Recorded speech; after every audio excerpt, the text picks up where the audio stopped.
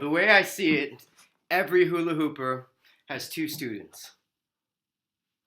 And like many teachers, we ignore the weaker student. We focus on the stronger student at the expense of the weaker student.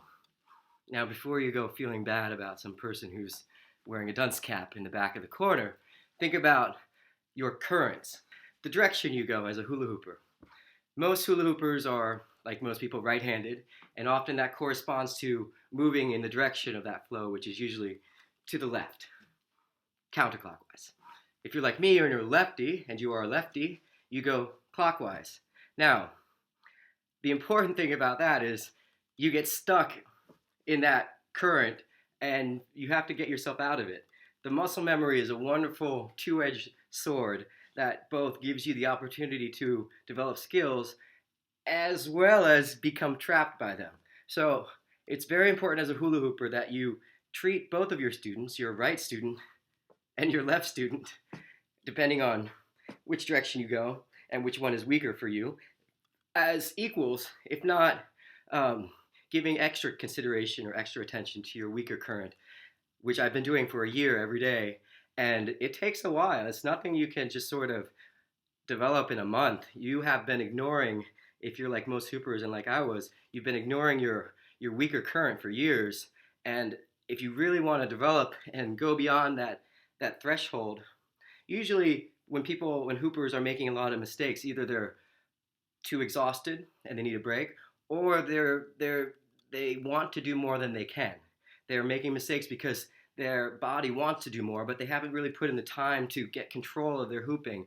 And part of this reason is because they've only focused on one side of their hooping. So when the hoop goes where it wants, which often is the other way, the muscle memory hasn't developed in order to handle that. If you're practicing, give equal amounts of practice to both directions, because then you will really unlock your brain's neuroscience and biochemistry and muscle memory and energy and all that. If you don't, you won't. So both directions, two students, right student, left student. For most people, your right student is your strong student. So you spend most of the time going this way. Yay, I'm hula hooping, awesome. Now, the other way would be this way, right? However, that's usually as far as people get. When you start asking your hula hooper who's used to going to the right, probably you, and then you suggest going to the left, and maybe to the left on your knees, that's where it's disaster. And you don't do that again because you don't want to look bad on the dance floor, you don't like making mistakes, it brings your serotonin down, brings your cortisol up, and you freak out and you ignore it, and you continue going this way, which is great. But the wonderful thing about being home is there's no one to watch you make mistakes when you go like that. If you do hoop at home and you practice going both directions, you make less mistakes. It's important to go both ways because your body has two sides, your brain has two lobes, the clock has two directions, and your hoop is a friggin' circle!